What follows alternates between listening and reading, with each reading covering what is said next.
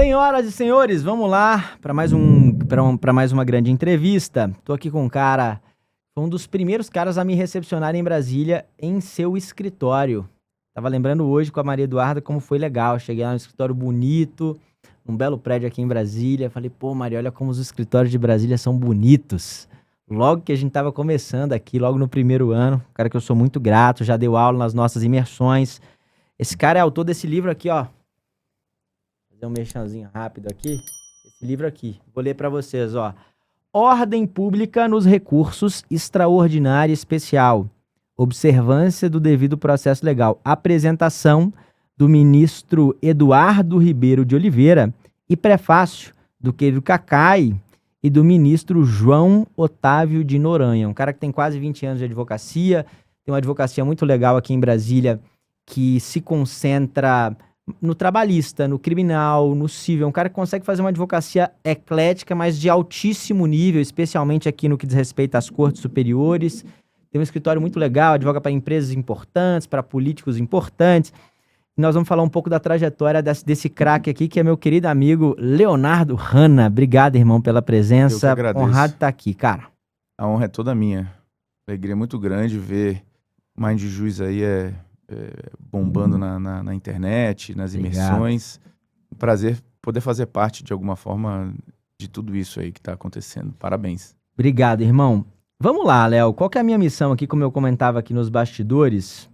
É fazer uma radiografia desses quase 20 anos e extrair as melhores lições para a nossa audiência, para os advogados e advogadas que nos acompanham a partir dessa sua caminhada, por sinal, muito exitosa. Hoje mesmo, né, para comprovar o que eu estou falando, a gente repercutiu um resultado belíssimo que vocês tiveram na quinta turma?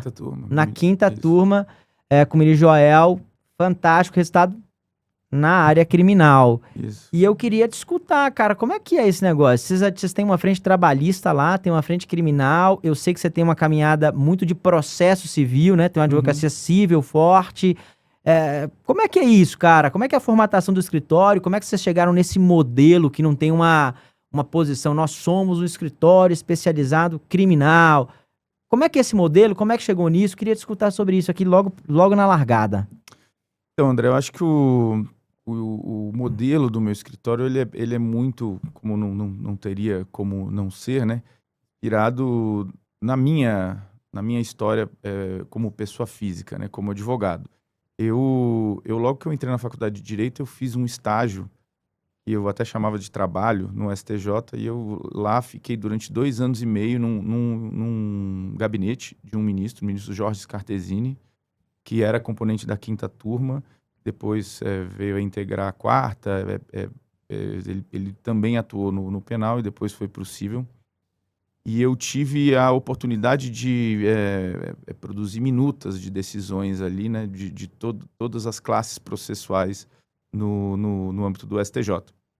Isso me... No criminal e no civil? No criminal. É que naquela época a quinta turma, ela acumulava algumas competências que até não fazem muito sentido. Era criminal, locação e servidor público. E aí, um belo dia, essas outras competências foram deslocadas para o privado e para as turmas de direito público, né?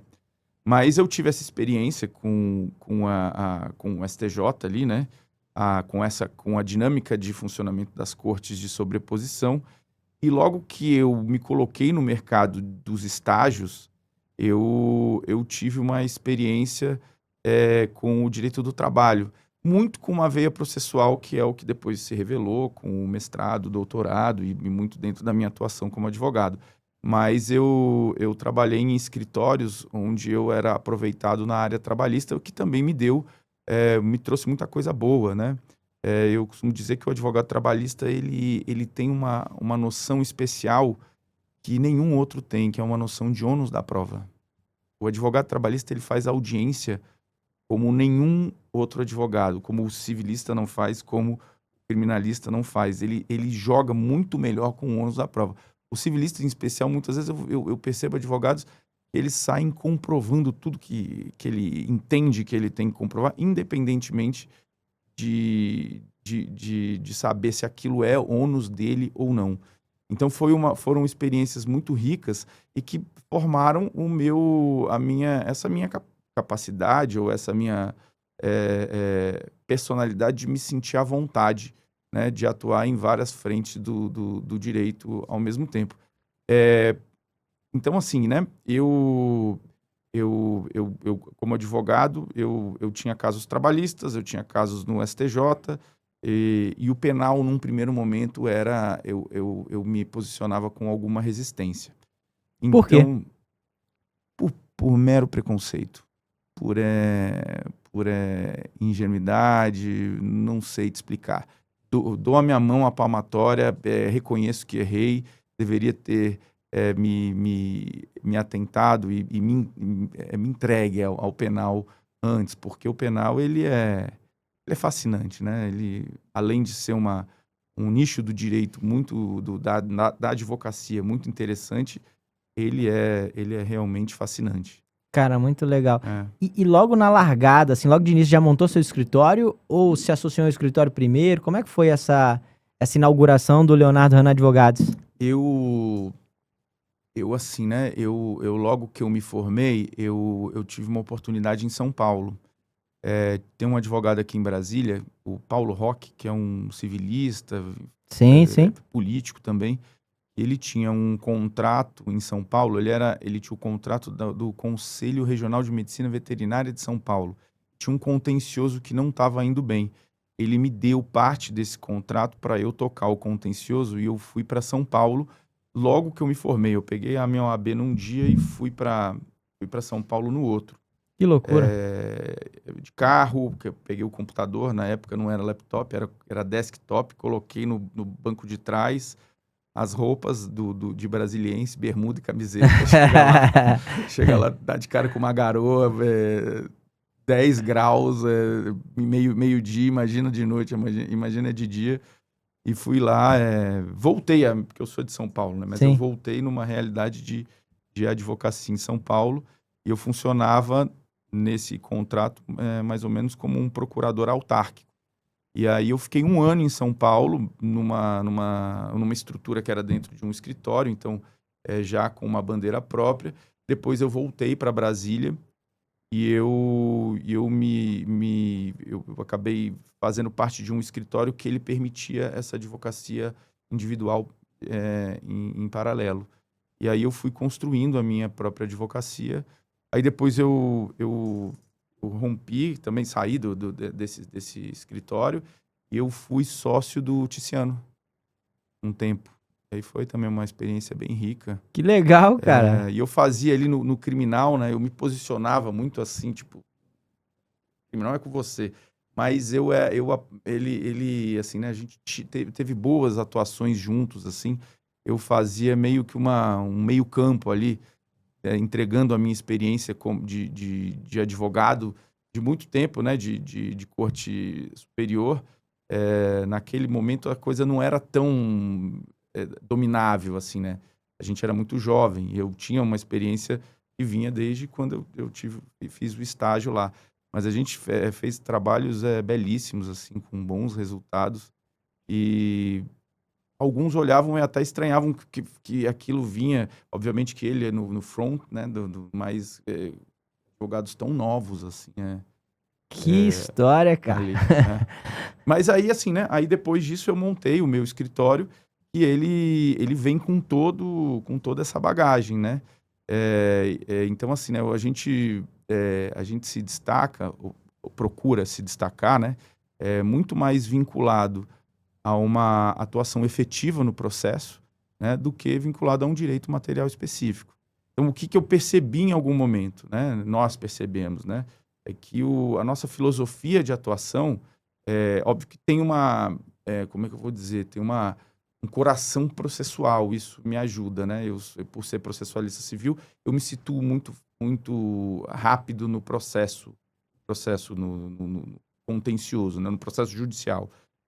Mas a gente percebeu que a nossa filosofia de trabalho, ela funciona tão bem no TST como na primeira turma, na segunda, na terceira, na quarta, na quinta e na sexta do STJ e no Supremo. né? Porque o Supremo nem tem essas divisões, né? O Supremo, todo mundo ali julga tudo. Então, por que não? Por Pô, que muito não? legal. E uma curiosidade, aonde nisso tudo entra a carreira acadêmica? Desde o início já foi, emplacou mestrado e emendou. Não, quando eu tive essa experiência em São Paulo, eu aproveitei para fazer uma pós que ficou incompleta. Eu voltei para Brasília, num instituto chamado COGEAI, em São Paulo, que é vinculado à PUC. E ali eu tive acesso ali aos professores da PUC, em especial a professora Tereza Rudalvin, né? A Legal? Didi, minha orientadora, e que ali ela nessa área do processo, ela foi uma grande inspiração. Eu já tinha aqui, né, um professor de Brasília que foi meu professor na faculdade, Bernardo Pimentel Souza, que ele tinha um livro de recursos que eu adorava. Eu li esse livro várias vezes, Recursos e Introdução aos Recursos e às Ações de Impugnação. O título era mais ou menos esse. E aí eu sempre tive essa coisa com o processo em si. E aí eu voltei para Brasília com essa ideia, ou esse sonho de um dia fazer o mestrado na PUC, São Paulo. E quando que você concretiza? Não, isso quando eu voltei para isso, quando eu fui para São Paulo era em 2000, para você ter ideia, 2007. Eu voltei para Brasília em 2008. O mestrado ele foi se concretizar, né? O início do mestrado, algo em torno de uns 4, 5 anos depois. Você primeiro deu um gás na Eu advocacia. dei um gás na advocacia, mas até porque para eu colocar esse plano em prática, ele tinha algumas complexidades, né? Para estudar em São Paulo, você precisa primeiro que você precisa estar longe de Brasília pelo menos 24 horas, né? Porque você sai, como é que eu organizava a coisa? Eu pegava uma aula de noite, dormia em São Paulo, eu tenho família em São Paulo, eu tinha esse facilitador, aí eu pegava uma aula de manhã e voltava, né? Chegava aqui na hora do almoço, mas eu saía na hora do almoço, por exemplo, de segunda, dependendo do semestre, tinha essas organizações, elas variavam, e voltava na terça na hora do almoço, então eu ficava esse período fora. E tinha o custo de tudo isso, né? Que aí eu precisei. E a oportunidade também. Não era algo tão simples na época. Eu lembro que o MEC, ele não tinha a regra que ele tem hoje de que o aluno ele pode trancar e ficar vinculado a um orientador. Isso fazia com que os orientadores das instituições eles ficassem vinculados aos alunos trancados e não disponibilizava-se vagas para outros, né? Então, não era tão simples entrar no mestrado e no doutorado, não só na PUC, em outras universidades. E aí, num determinado momento, criou-se essa regra, as vagas que ficavam ocupadas e assim, né, sem produção, elas abriram, e aí a primeira eu fiquei sabendo dessa situação e aí pela primeira vez eu me apresentei lá, me candidatei ao mestrado, passei e foi. Que foi fruto, e o mestrado fez surgir Esse livro. esse livro aqui. Fez esse livro aí. E qual foi a ideia de pesquisar ordem pública nos recursos extraordinários especial? Qual que é a ideia desse livro aqui, para o pessoal ter uma noção? Quem quiser entender é só comprar e ler, mas para ter um panorama aqui da pesquisa, da constatação, da conclusão, qual que foi a ideia desse livro aqui? Então, a ideia desse livro era colocar, né, em forma de doutrina, estudos e também boa parte da minha experiência ali como advogado e como peça ali no STJ em especial, né? Eu vi a partir da análise da ordem pública, da questão de ordem pública, né, que é aquela nulidade absoluta que o CPC ele trata como algo que pode ser reconhecido de ofício, inclusive, né, pelo juiz, até que ponto isso poderia ser objeto de análise e reconhecimento no âmbito do recurso especial e do recurso extraordinário, recursos de natureza excepcional. né, direcionados a uma corte de sobreposição que tem como princípio de função não exatamente fazer justiça, mas verificar se existem uma daquelas hipóteses previstas na Constituição de cabimento do recurso, né? Então, ela olha para ver se, por exemplo, o RESP, né? Ele vai ver se existe uma violação à lei, se existe alguma incongruência de um ato local em face de uma lei federal ou uma divergência jurisprudencial. Por mais injusta que seja a situação, se você apresenta para o STJ, por meio de um recurso, essa situação sem estar muito bem enquadrado em uma dessas hipóteses de cabimento, são hipóteses de competência, né, inclusive, estipuladas na Constituição, ele não conhece do seu recurso. Então, eu me vali dessa situação para, de fato, fazer um estudo profundo dos recursos de natureza excepcional e do funcionamento, né, do posicionamento das cortes de sobreposição dentro do nosso sistema. Cara, muito legal. Agora uma curiosidade, Léo.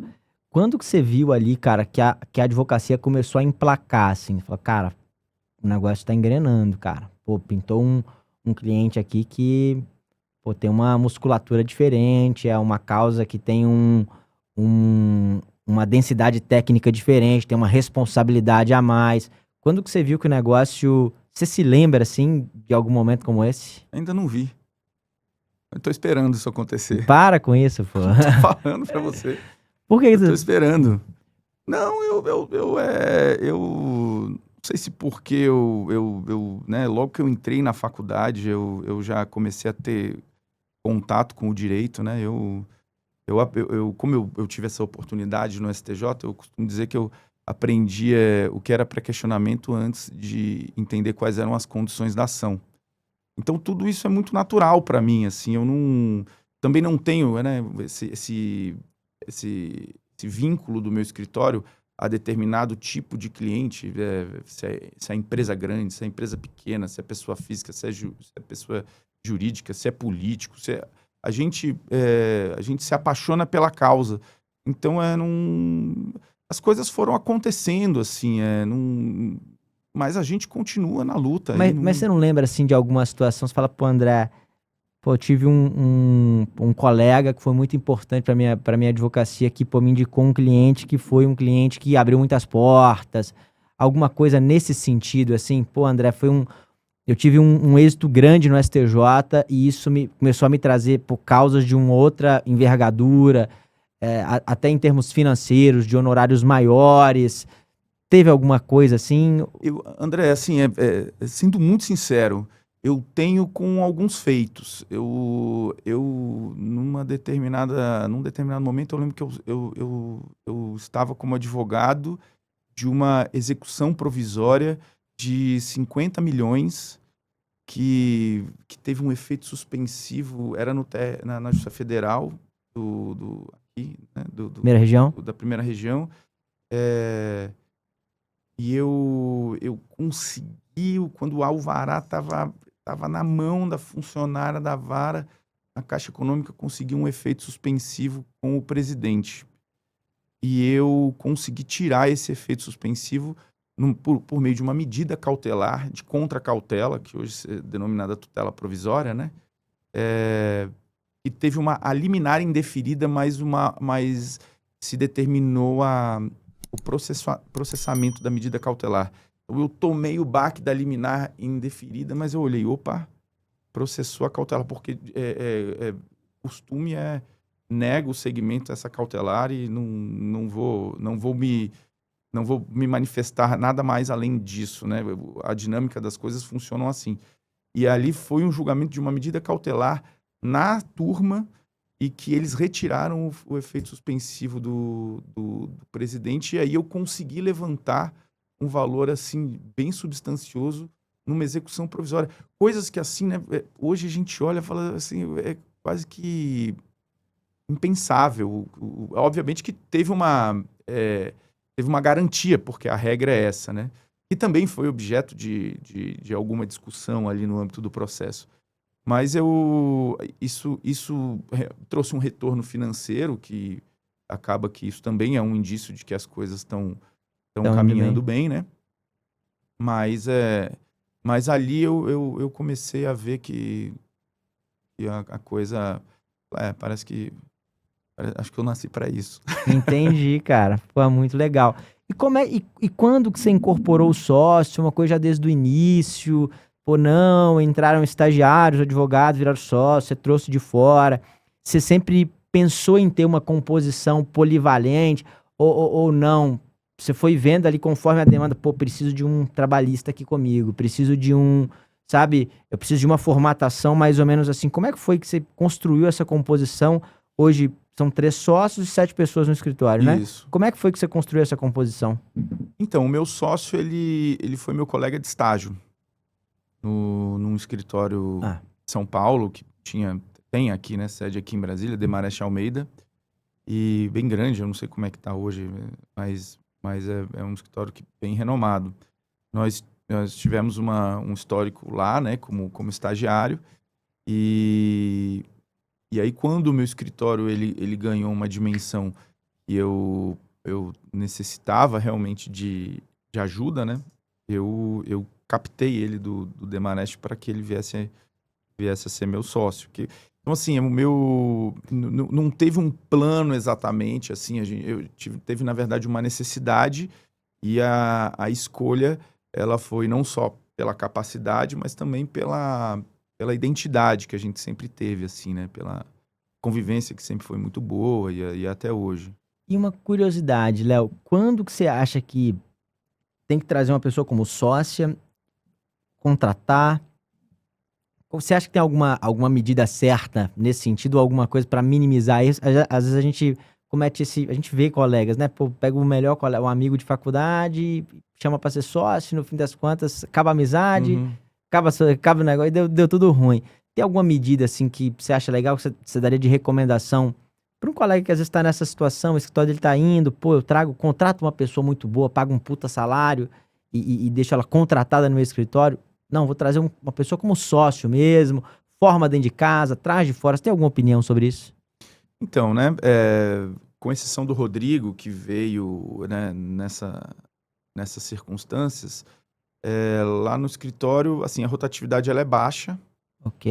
e os sócios, o nosso histórico de sócios, ele é assim, né? O profissional ele chega como estagiário, vira advogado, aí ele fica um tempo e aí ele começa a mostrar uma capacidade já um pouco acima, né?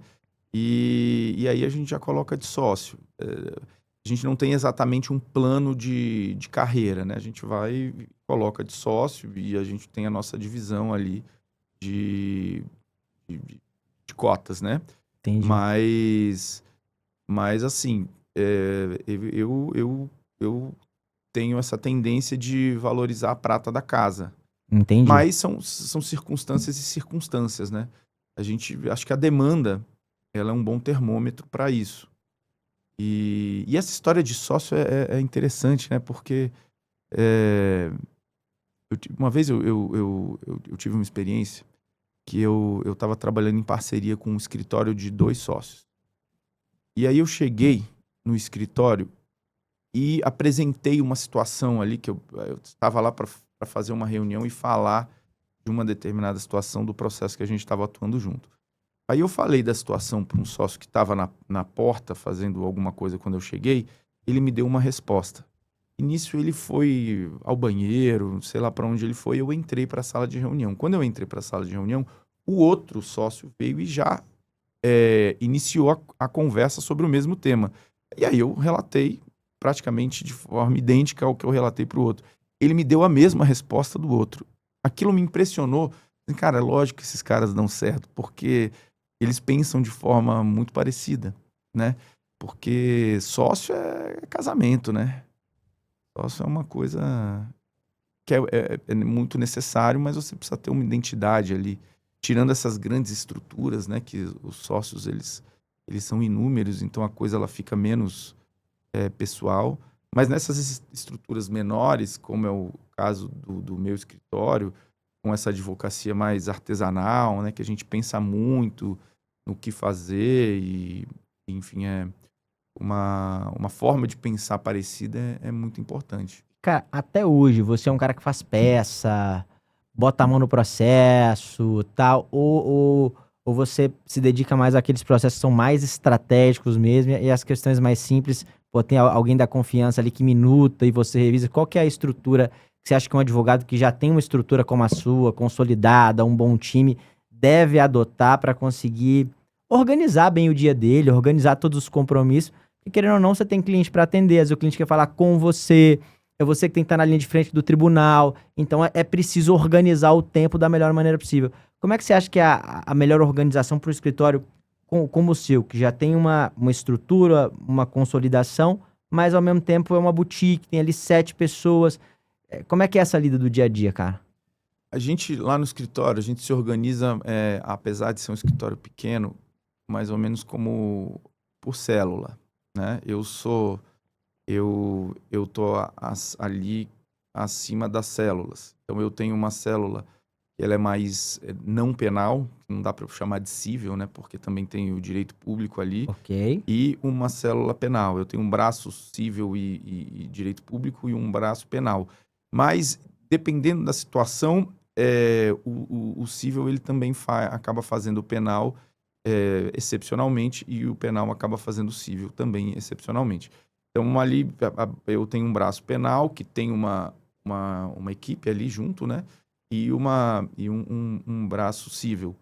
E, em paralelo, tenho o Rodrigo, que controla o escritório, controla todos os processos e também é responsável pelo braço trabalhista. Então, assim, o nosso escritório, ele não tem casos, esse caso fica assim, não, todos os casos eles são tratados da mesma forma, com muita atenção e dedicação. Como, por exemplo, né, o meu braço penal, né, a Tainá é sócia, ela já tem uma capacidade muito grande, assim, né, de trabalho. Então, eu faço muito contraponto, eu estabeleço muita estratégia, e pego outros trabalhos e situo o pessoal no banco de peças, de modelos do escritório, e a coisa funciona. Eu faço peça, mas acaba que eles fazem mais do que eu, bem mais, né? Eu fico ali na revisão, No ajuste no fino. ajuste, isso. Mas assim, vamos, se a gente colocasse assim, né? A linha de produção do meu escritório, eu participo muito fortemente no início, Na né, na estratégia. estratégia, e quando a coisa já está mais formada, eu participo do meio para o final, para a coisa realmente ficar bem lapidada direitinho, e eu sou o né, frontman do escritório. Então eu sou o cara que, na maioria das vezes, faço a sustentação oral, que faço os despachos com ministros, desembargadores, juízes, né? Eles fazem também. Né? Eu digo com orgulho, inclusive, né? Em boa parte ali do meu escritório, aconteceu um fenômeno que eu meio que sobrei. Eles adquiriram a capacidade de fazer as coisas acontecerem sem exatamente a minha participação, né, muito próxima. E então, assim, né? Isso é fantástico, Eles dão né? conta de Acho que é o fazer sonho de tudo. todo mundo, né? Pô, muitos falam, pô, eu saio meu escritório, não sei o quê. E eu acho que também tem esse negócio da sociedade, da pessoa se sentir, pô, dona do negócio também. Uhum. Ela tá construindo um negócio que é dela ali. Acho que, pô, é bem legal isso aí. É bem legal, bem legal. Eu sou bem feliz, assim, quando eu vejo que eles estão ganhando capacidade de fazer as coisas acontecerem com as próprias pernas. Pô, sensacional. Agora uma pergunta, Léo. O que você acha que é fundamental? Eu sei que você faz isso, faz com muito sucesso, para fazer esse front, especialmente aqui nas cortes superiores. que é fundamental, o que é indispensável, erros. Sei que você é parceiro de muitos advogados no Brasil inteiro, erros que você visualiza na interpretação, no pensamento, na conduta de advogados de fora que não tem tanto traquejo para atuar nas cortes superiores. Queria te escutar sobre esse front, sobre essa atividade. Pois é, né? Essa atuação em tribunal superior, ela é uma atuação que eu percebo que ela é perseguida por lendas, assim, né? As pessoas às vezes acham que o que se faz ali é um trabalho político, e o que a gente vê é que, assim, tem um trabalho de campo que faz muita diferença, mas tem um trabalho técnico que se ele não está bem feito, as chances elas se igualam quase a zero da coisa funcionar, né? Eu costumo dizer o seguinte, que o advogado brasileiro, e é uma conclusão que eu chego por eu ter a felicidade ou a infelicidade de me posicionar até comercialmente como um advogado de atuação em STJ Supremo, né, e TST. Então, eu percebo assim que o advogado brasileiro, muitas vezes, ele lembra da existência do STJ e do Supremo quando ele perde os embargos de declaração no segundo grau. Ele ainda usa os EDs como algo que eu chamo de apelação interna corporis da turma. Ele faz aquilo acreditando que ele vai mudar o que foi decidido. Então, ele esquece que aquele instrumento, né, ele serve para sanar uma omissão, uma contradição, uma obscuridade, um erro de premissa e para você preparar a situação para o recurso especial ou extraordinário, né, ou o recurso de revista, no caso da trabalhista.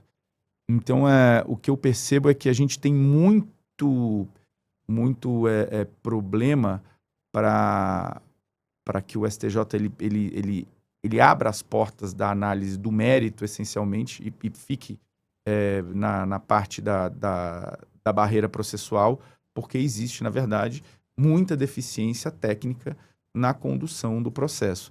E quando o processo está aqui, né, no STJ e no Supremo, eu acho que assim, né, a atuação aqui ela tem uma parte técnica muito forte. O memorial ele muda o caminhar das coisas. E assim, o advogado aqui ele precisa estudar muito, precisa se apresentar de forma elegante, educada, não se ganha nada no grito. Aqui e assim, né? Eu digo o seguinte, né? Que muitas histórias felizes do meu escritório iniciaram com uma decisão de não conhecimento do recurso, que aplicando súmula, né? Então, assim, a gente realmente a gente percebe que a gente é essencial à administração da justiça no STJ e no Supremo mesmo, porque a gente entra, a gente recorre e ao dialogar com o ministro, né, ou com o que no qual seja o canal de comunicação que nos seja apresentado, muda-se a história das coisas, muda-se a visão daquele recurso ou daquele processo que está tramitando ali no STJ e que, num primeiro momento, se direcionou para um não conhecimento. Cara, né? muito legal. Agora uma curiosidade local aqui até. Você tem um belo escritório aqui num prédio muito bem localizado em Brasília, que é o Le Quartier, escritório belíssimo. Fui lá, são 2 andares ali, né? Ali é mais de uma sala? Não, é uma sala que o último andar é loft. Ah, cara. Então Belíssimo escritório, pô, uma puta estrutura legal, eu fui lá. E aqui em Brasília tem muito esse costume de casa, cara. E eu queria te escutar sobre isso. O que você acha desse negócio de escritório em prédio, escritório em casa? O que você acha sobre isso, sim? Sua opinião. eu acho que você trabalhar numa casa deve ser muito agradável, né? Você quer refletir sobre determinada situação, vai ali, toma um cafezinho ao ar livre. E por que você Deve optou por ser. não fazer? Olha só, eu me encantei com essa sala. Eu sou réu, confesso. Eu me inspirei no Cacai. Cacai tem um escritório assim, tem Cacai, Turbay, Roberta e Que Lili. é um duplex também, É um né? duplex lá no No Liberty Liberty Mall. Mall, belíssimo. É. E, e aí o meu ex-sócio também tem uma sala lá, mas hoje ele foi para casa, disse, né? Sim, E eu adquiri essa sala nesse modelo que era realmente um sonho. Hoje eu penso assim, né? Uma casa, será que seria uma opção melhor, né? Assim, como hoje a gente ainda está bem distribuído lá, essa ideia da casa, que é uma ideia, ela a gente não colocou em prática ainda não. Mas, assim, André, é uma questão para mim também, porque eu já fui contratado para atuar em processos de grandes empresas por e-mail, por conversas de WhatsApp, uma ligação, e as tratativas se deram assim, o contrato foi elaborado, a gente trocou por e-mails e tudo, e foi tudo, isso. e foi. Então, é, aquela coisa da casa, né, que Da você se imponência. apresenta, Cara, tá numa casa. apesar de que, pô, seu escritório fala, né, cara? Eu me lembro bem, cheguei ali, daí a secretária ali me recebeu, fiquei na sala de reuniões, uma belíssima sala de reuniões, tal. Então, pô, é uma coisa que gera impacto. Mas uma curiosidade mesmo, porque é uma coisa de Brasília, acho que de alguns, acho que é uma peculiaridade de Brasília. E, pô, eu sei que você tem uma advocacia, uma musculatura muito legal e foi uma opção. Então, uma curiosidade mesmo. Você acha que isso tem impacto? Não tem? Eu acho que uma casa, ela pode ajudar também. Eu acho que tudo tem o seu pós e o seu contra, né? Numa casa você tem mais espaço, você tem a questão de estar numa casa que é agradável, né? É, bem ou mal sua casa bem posicionada é algum tipo de status para quem precisar é, se agarrar nisso, ou para quem valoriza, né? Porque também não Sim, adianta nada eu falar, não, eu gosto disso. O cliente, ele fala, olha, imagina, um cliente, eu só contrato advogados que tenham escritório numa casa. Vai saber, né? Então a casa, ela pode te ajudar de certa forma. Mas eu acho que tem o seu pós e o seu contra, assim, né? Eu confesso que eu vivo nessa dúvida. Eu acho que é um caminho inevitável, talvez, ir lá para uma casa, por esses pontos positivos, mais pelo dia a dia de uma casa que sim. eu acho que é legal. Mas, assim, teve um dia que eu estava saindo do escritório mais tarde, assim, umas 9 horas da noite, 10 horas da noite, e era um período que o escritório ele tava com muita demanda e que todo mundo tava assim, tipo, enrolado com mestrado, eu com doutorado e tal. Mas eu saí e o meu escritório ele tem mais mulher que homem. Sim. E eu lembro que eu tava saindo e deixando uma delas lá. E aí eu fechei a porta e saí tranquilo. Eu falei, pô, será que eu teria essa tranquilidade Em uma se eu casa. tivesse numa casa? Eu também penso Então a isso. questão da segurança é o que me pega mais, assim. Ainda que, né, deve ser bem legal, assim, quem Sim. tem um escritório numa casa. Eu vejo amigos muito felizes em casa, viu? Tanto que isso fica me atormentando um pouco aqui. Cara, muito bom. E, Léo, agora falando até dessa questão, cara, da comunicação. Eu gravei essa semana, eu até tô usando aqui um terno Hum. que quem fez foi ele.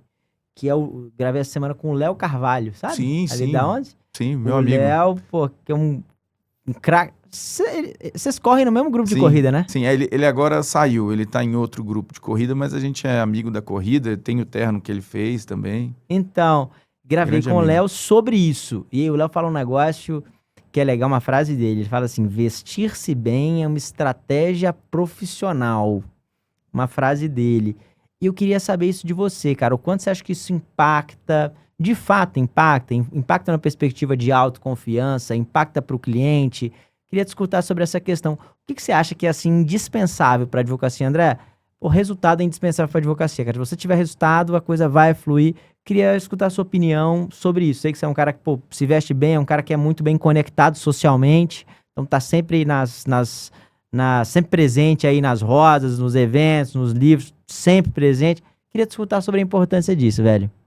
Eu acho muito importante. Acho que você não pode se apresentar mal apresentado, né? Eu acho que a vestimenta, ela não necessariamente, você não precisa estar sempre de terno, ou com uma roupa muito social. Eu acho que você precisa se vestir com personalidade e com gosto, né?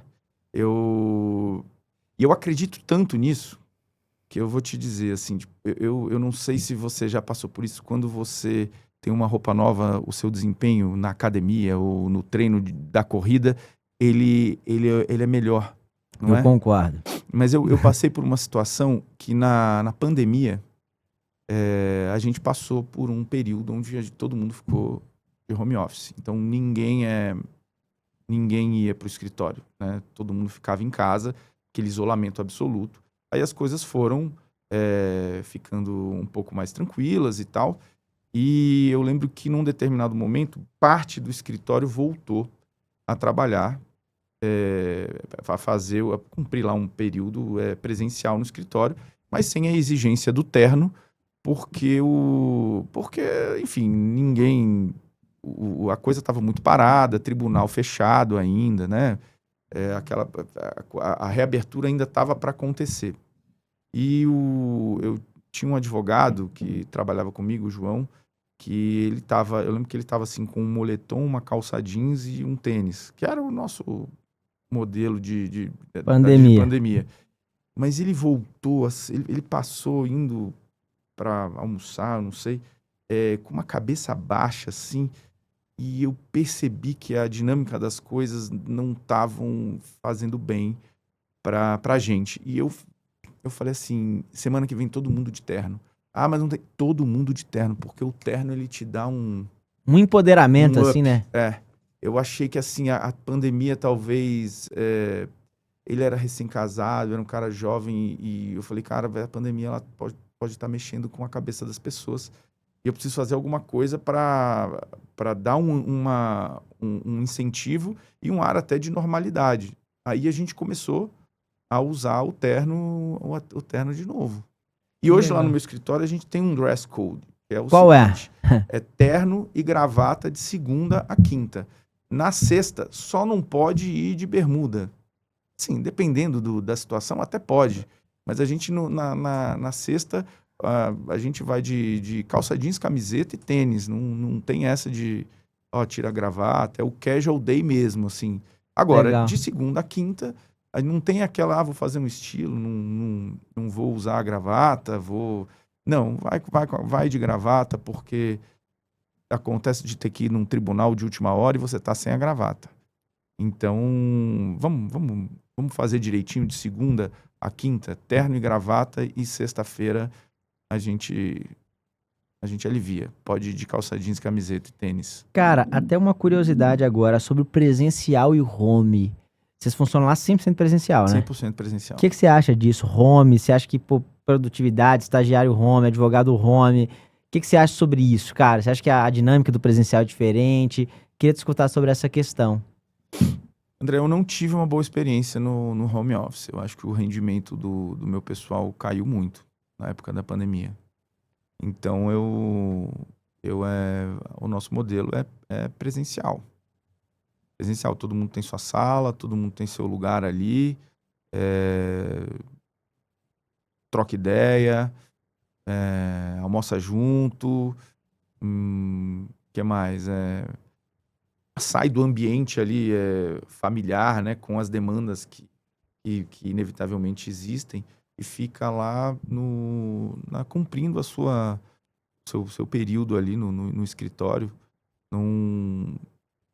Como a gente tem essa advocacia mais artesanal, né, como eu falei, a gente pensa muito no processo. Então, não é uma regra as pessoas do meu escritório estarem em situação de sobrecarregado, né? Então, chega no escritório ali no horário, né, que normal de escritório, sai também ali no final da tarde. Obviamente, isso é a regra, né? Tem situações excepcionais que a gente fica até vara a madrugada, né? Criminalista tem muito disso, né? Tem. Então, mas não acho que o presencial, nesse modelo que a gente estabeleceu lá, ele seja desagradável, não. Acho que ele é bom, assim, até para a organização da vida das pessoas que estão lá. E agora, Léo, duas curiosidades, cara, que eu acho que é legal. Como é que eu sei que você advoga para grandes empresas, para políticos relevantes e tal, e ao mesmo tempo eu vejo que você tem essa advocacia que é civil, criminal, trabalhista, e sei que você tem advocacia de cortes superiores, mas eu não vejo que você tem uma bandeira, assim como alguns advogados têm, né? Pô, sou um advogado criminalista de jure, né? Tem muito disso. Queria te escutar sobre o seguinte: como é que um grande cliente desse bate na sua porta, um político relevante, uma empresa listada na bolsa, bate na sua porta? Normalmente é como, assim, uma coisa, é indicação de amigo, vi um trabalho, vi uma sustentação oral, e até a questão do posicionamento. Qual, qual que foi a sua estratégia de posicionamento? Teve uma estratégia, não teve?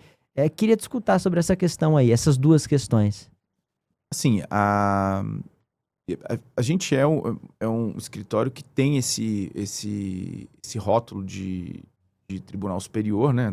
Tribunal Superior. Naturalmente, mas a gente faz tudo, né? Faz do primeiro ao segundo grau e ao STJ e ao Supremo.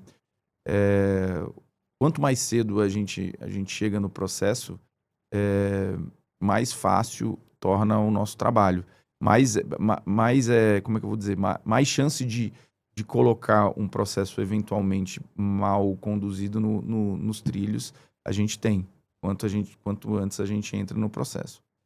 Então, assim, a gente tem uma advocacia que ela não está só no STJ e no Supremo, ela também tem até desdobramentos, né? Tem aquela situação, por exemplo, do não penal, que é muito presente, né? Da violação ao 1022 do CPC, que é a negativa de prestação jurisdicional. O STJ ele caça o acórdão que julgou os embargos de declaração lá embaixo e pede um rejulgamento. Ali a gente já atua no outro tribunal. Ou, às vezes, o provimento do RESP ou do RE, RESP mais hoje em dia, né? Sim. Ele é um provimento para cassar uma sentença, então a gente assume o processo na grande maioria das vezes, até por conta do resultado favorável, positivo no STJ, a gente assume a condução em outros tribunais. Mas essa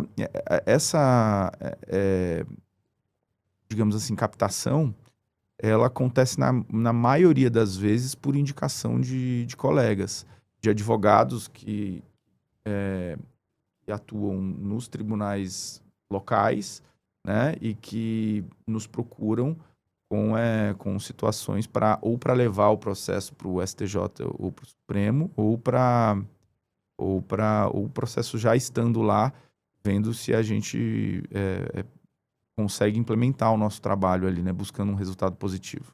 Muito legal, cara. Muito legal. Então, Mas as empresas, né, o cliente, ele também nos procura. Ele nos procura também, assim, acho que é mais indicação o advogado, assim, né? Nós temos duas situações. O advogado muitas vezes nos procura para nos convocar para o time, né? Nos colocar no time. E o cliente, na grande maioria das vezes, ele vem a própria parte nos procurar, acompanhada do advogado ou sob a indicação dele. Entendi. É mais ou menos assim. A gente sem o advogado parceiro lá de baixo, a gente não vai muito longe. Muito legal. Então, acaba sendo uma advocacia que atende muitos colegas. É uma advocacia pontual. Se o problema não tem a nossa cara, dificilmente nos procuram. Uma coisa muito, olha, e não sei qual é o problema, não tô com uma decisão desfavorável aqui, ou então eu tô com uma decisão favorável, mas preocupante. Não nos procuram. A gente Cara, é advogado médico de UTI. entendi. Uma curiosidade, um escritório como o seu, do que você tem acesso, um escritório boutique, pô, nível alto, Brasília, assim, qual que é tem essa noção de quantas causas entram no ano? Pô, André, entra aí 3 causas por mês, 10 causas por mês, uma causa por mês. Tem uma noção disso ou é uma coisa que você nunca parou pra pensar, não tem muita noção? Não faço esse controle. Já tive, já procurei, né, aprimorar essa parte de gestão lá do escritório e nos foi recomendado que a gente fizesse esse tipo de controle. O meu sócio, que é o sócio administrador do escritório, ele até faz, mas eu não Não tem olho assim, eu me ligo mais na nos tese, na estratégia. resultados, nos resultados, todos os sentidos, assim. Se a gente tá conseguindo, como é que eu vou dizer, eu me alimento ali das vitórias, Sim. em todos os sentidos. Então, se a gente tá ali, tá obtendo as vitórias, eu tô tranquilo. Se a coisa, né, assim, às vezes você tem vezes que o mar não tá para peixe, né? Sim, cara. Mas assim, depois da tempestade sempre vem a bonança. Você não Sempre. pode se desesperar quando aparentemente as coisas não estão exatamente acontecendo. Não acontece aqui, mas já acontece. Agora uma questão que eu queria te perguntar, especialmente ligada ao tema do seu livro aqui, ligada a essa questão do RESP e do RE. Nós tivemos agora o fenômeno do HC 1 milhão, né? Que foi uma coisa, pô, super impactante. Uhum. E eu tenho sentido, e só pra você entender o contexto, dentro das várias coisas que a gente faz aqui no Mind Juice, uma delas é uma curadoria jurisprudencial para manter sempre os advogados que caminham com a gente atualizados. A gente faz de várias maneiras. Por exemplo, a gente tem um time que todos os dias garimpa o DJE de ponta a ponta para ver o que tem decisão favorável à defesa e a gente cria um diário para os nossos advogados. Outra coisa que a gente faz, nós temos um time, toda terça-feira fica uma advogada do nosso time ao vivo na quinta turma, uma advogada ao vivo na sexta turma, e a gente atualiza os advogados em tempo real e no final a gente dá uma estatística da sessão. Que legal. Tantas concedidas, tantos negados, tantos pedidos de vista. A gente faz um trabalho bem rigoroso, sabe? Nesse sentido. E uma coisa que a gente tem observado é um cuidado maior e um critério maior, especialmente quanto a HC substitutivo. Às vezes ia batendo lá, ia concedendo de ofício e a coisa ia acontecendo. Agora nós estamos notando um critério mais apurado.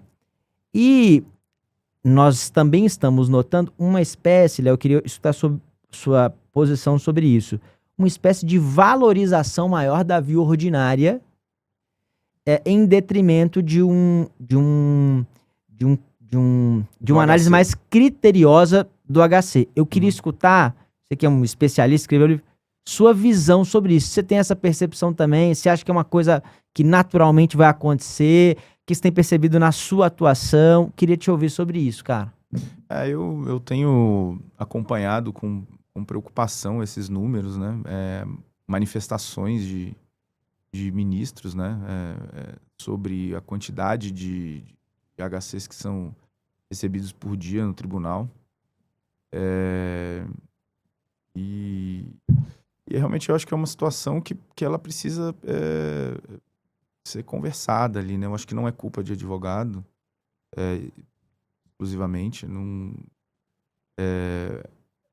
Uma vez eu encontrei um ministro muito aberto a conversar temas, né, de forma institucional, e eu falei, olha, ministro, de cada 10 processos que chegam no meu escritório, eu recuso 9. O que mais eu posso fazer para ajudar? Né? Eu como advogado. Só se eu não pegar mais nenhum, né? E então assim,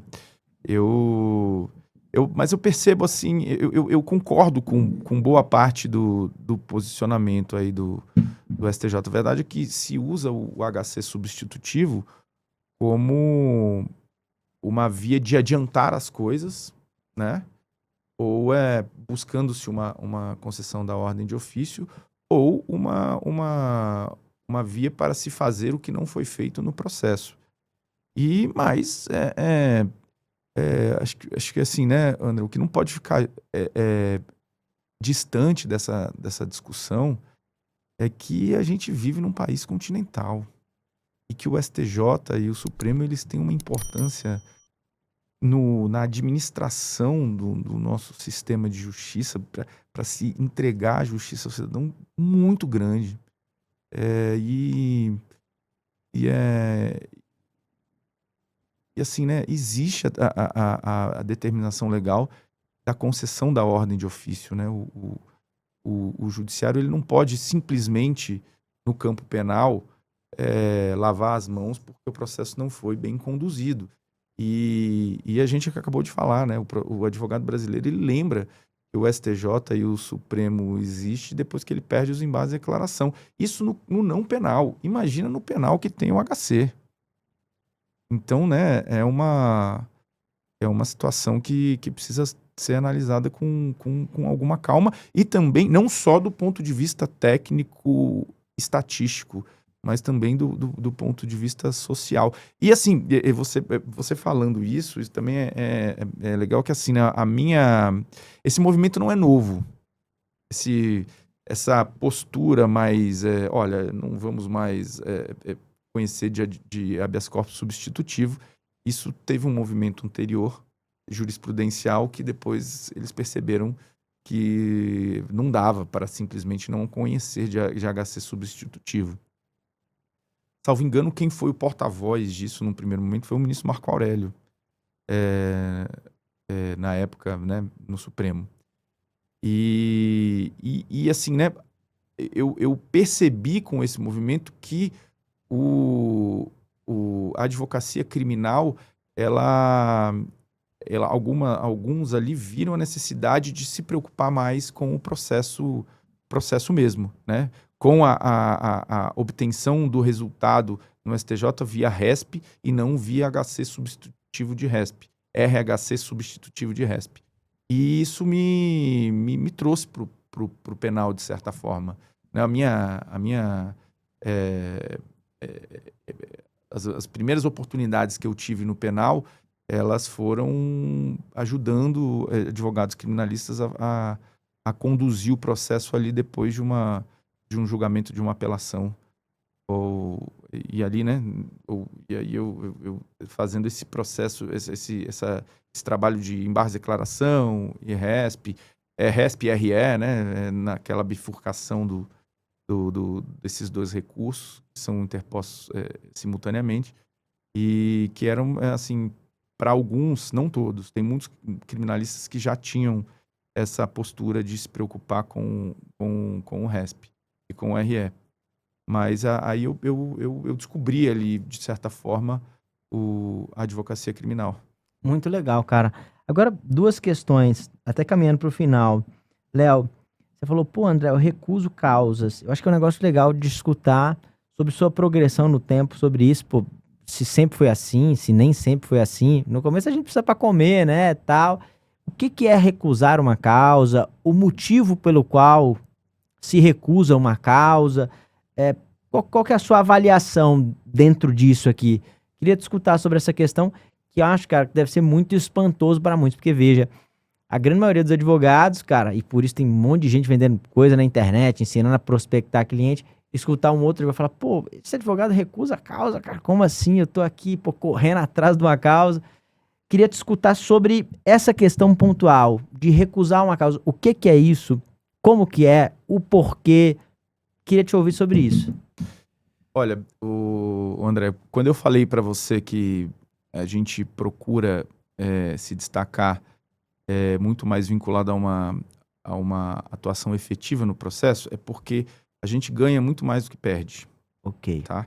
E você não consegue ter um portfólio assim se você não se comporta como o primeiro juiz da causa, né? Então, assim, eu sempre me apresentei na advocacia como um advogado de resultado e sempre muito antenado, né, à jurisprudência dos tribunais de sobreposição, né, que é o norte, né, ainda que a jurisprudência ali também oscile, ela te traz de forma densa e acessível o futuro. Você consegue, se te apresentam a causa e a partir da análise da jurisprudência você vê que a causa ela é uma chance mínima ou zero de dar certo, eu não vejo vantagem.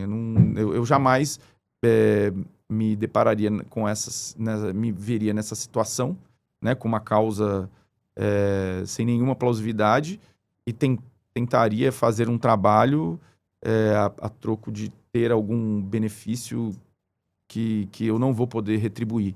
Então, eu sempre recusei muita causa, desde o início. E o meu termômetro... Mas mesmo precisando pra pagar uma conta, um negócio assim? Mesmo precisando para pagar uma conta.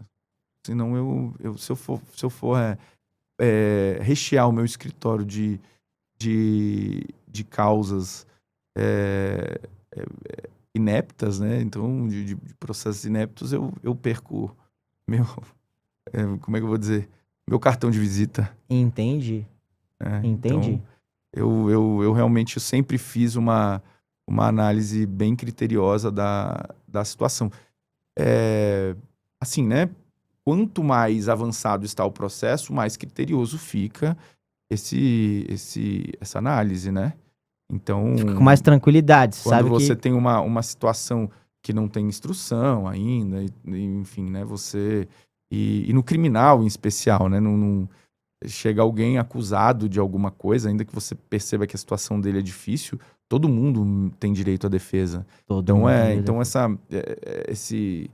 essa análise criteriosa do caso e recusar o caso é mais complexa, Sem né? dúvidas. Então, é um processo que está para se desenhar, você fica mais livre para assumir, né? Agora, um processo que, por exemplo, né, uma apelação julgada, um acórdão, né, um acórdão de segundo grau, uma condenação X e um recurso especial mal interposto e um HC substitutivo apresentado de forma antes da interposição do recurso especial, prematura, digamos assim, já foi analisado pelo STJ. O STJ disse que não era o caso de concessão de ordem de ofício. E teve um HC para o Supremo, e o Supremo também não viu nenhuma ilegalidade. Tem muita barreira ali para você, ainda que venha com uma atuação mais bem colocada, para a coisa não funcionar, né? Ou então situações que realmente a jurisprudência já está consolidada, contrária à sua tese. Então, para quê? Você acha que isso impacta na credibilidade com os ministros, no sentido de sempre chegar ali com uma tese muito forte, com um direito muito bom? Você acha que isso no longo prazo impacta na sua credibilidade, no sentido de saber, cara, normalmente esse escritório aqui, esse timbre aqui, sempre está em causas que está ligada ao bom direito, a uma tese forte, a uma coisa que está alinhada com a jurisprudência, ou com alguma coisa que tem densidade para fazer uma virada jurisprudencial. Você acha que isso no longo prazo te credibiliza no tribunal? Eu acho que sim, mas eu acho que o que te credibiliza no tribunal, na verdade, é essa advocacia sincera, né? Porque você falou assim, aí eu lembrei de uma situação que eu estava sustentando a necessidade de se reconhecer uma prescrição e tinha-se dúvidas sobre o termo acorda a contagem. Ok. Tá? E essa dúvida já era antiga. Um belo dia o STJ afetou o processo para a sessão e disse, vai contar sim. E aí eu fui lá, tentando fazer um distinguish, e o ministro ele recebeu aquilo de forma o relator na época, de forma muito, muito ruim, assim. Ele falou, mas você não acompanha a jurisprudência do tribunal, não? Não acompanha? Você sabe que a coisa de um mês atrás, a gente definiu isso na terceira sessão, que a contagem ela é de outra forma. Aí eu tentei fazer o distinguish ali mostrei para ele, mas tinha um recurso, uma repercussão geral afetada, reconhecida no Supremo, que depois ela foi reconhecida no sentido Da sua tese. no sentido que estava decidindo o STJ, mas modulou. E aí me beneficiou. Então, assim, ele recebeu a minha tese como uma tese de alguém que não tinha conhecimento do que estava acontecendo na jurisprudência. Mas a modulação, ela veio de acordo com a minha tese. Nem eu, nem ele estávamos errados. Mas você vê como a coisa ela é um pouco mais complexa, né? Mas esse ministro, ele me respeita muito, eu respeito ele me recebe muito bem. Eu estava lá de forma sincera. Sim. Ainda que ele tenha, né, se manifestado dessa forma, mas enfim, também foi uma manifestação sincera. Tá tudo certo. Mas eu acho que sim, acho que você quanto mais pensado é a sua apresentação, né, de você ser uma figura presente, mas presente com consistência, eu acho que a credibilidade ela aumenta, sim. Ao longo do tempo. Cara, muito legal, muito legal. Agora, Léo, caminhando pro final, cara, só curiosidades aqui que eu sempre pergunto, buscando trazer um pouco do DNA e da experiência das pessoas, que as pessoas que trabalham contigo, convivem contigo, acabam tendo o privilégio de ter. Tem alguma frase, alguma colocação, alguma recomendação, conselho que você sempre repete no escritório, seja para os sócios, para os novos advogados que ingressam no time, para os estagiários que ingressam no time, ou alguma coisa assim que é do dia a dia que você está sempre repetindo, você acha que é um mantra, assim, uma coisa, não necessariamente um mantra, mas uma questão que você fala, cara, isso aqui não pode faltar no escritório. Pessoal, lembra aquilo que eu sempre falo? É aquilo que eu sempre falo. Tem alguma coisa assim? Eu tenho várias, eu adoro Frasista? frases. Mas tem uma frase que nem é minha, é do finado José Guilherme Vilela, né, que chegou até mim, eu até tive a felicidade de conhecê-lo, mas chegou até mim por outro grande advogado, Guto Hollenberg, que é a seguinte: processo a gente carrega no colo que nem filho. Isso é uma frase da época do processo físico, né? E que certamente ela surgiu quando alguém pegou o processo e colocou no chão. E aí falou, não, o processo não pode ficar no chão. O processo tem que ficar aqui. O processo a gente carrega no colo que nem filho. Muito legal. Alguma outra frase? Já que você é frasista aí, tem alguma outra coisa que você... eu digo, quer ver, que advogado bom, ou ele nasce ou a vida faz, porque os advogados, na boa parte deles, tem uma história de superação. Parece que nasce que nem tubarão, né? Tubarão, outro dia eu vi num Discovery Channel da vida que o tubarão no útero da mãe, ele se alimenta dos irmãos. E aí já nasce o vencedor do útero, né? Então, advogado bom, ou ele tem alguém que nasce com um talento muito fora da curva mesmo, ou a vida faz, né? Ele desde pequeno ele já vem superando coisas, e aí quando ele está no processo ele é um guerreiro, né? E na advocacia a gente tem que ser guerreiro, tem que acreditar, tem que insistir, tem que recorrer, e enfim, os dias nem sempre são de glórias, né? É muito mais luta do que glória, mas é isso aí. Coisa linda, Léo. Tem uma outra boa, que a relação do advogado com a advocacia é uma relação de amor e ódio. A gente ama quando ganha e odeia quando perde. E é verdade. Isso aí. É verdade, cara. Léo, já deixou aqui algumas frases de impacto aí, coisas que só quem convive Eu tenho o privilégio de conviver ali nos bastidores do escritório que escuta. E eu queria que você deixasse agora um recado final, cara, para os advogados, para a advocacia, para quem nos acompanhou aqui, para quem se inspirou na sua história, ou conheceu sua trajetória, aprendeu contigo. Queria que você deixasse um recado final aqui para a advocacia, cara. O recado que eu deixo é que a gente tem que sempre acreditar na justiça. Eu costumo dizer que sempre aparece um juiz inteligente, bem intencionado e atento, que vai te ouvir e que vai fazer a diferença no seu processo. Então acredita na justiça e estuda. Eu acho que o estudo ele é muito importante assim, para você realmente se destacar. Acho que é muito importante esses outros mecanismos de construção de uma carreira, né? Marketing, rede social, técnicas de venda, mas eu acho que você saber o que você vende, né? Saber bem a sua atividade, ela é essencial. Então, o recado que eu dou para a advocacia é que não deixem de estudar e nem de acreditar na justiça. Senhoras e senhores, Leonardo Hanna, esse craque, como eu disse, logo no meu primeiro ano aqui em Brasília, me recebeu lá no seu belo escritório, me presenteou com a sua obra, presenteou a Maria Eduarda, foi professor das nossas imersões aqui, um grande parceiro, amigo, e agora vocês tendo o privilégio de aprender um pouco com a trajetória dele.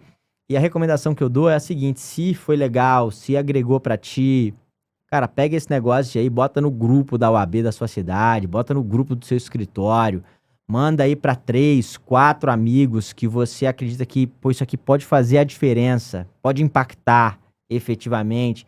E acho que tem um negócio que é legal para você que está nos ouvindo, que é sempre estabelecer aquele filtro crítico do que se aplica à sua realidade, o que não se aplica.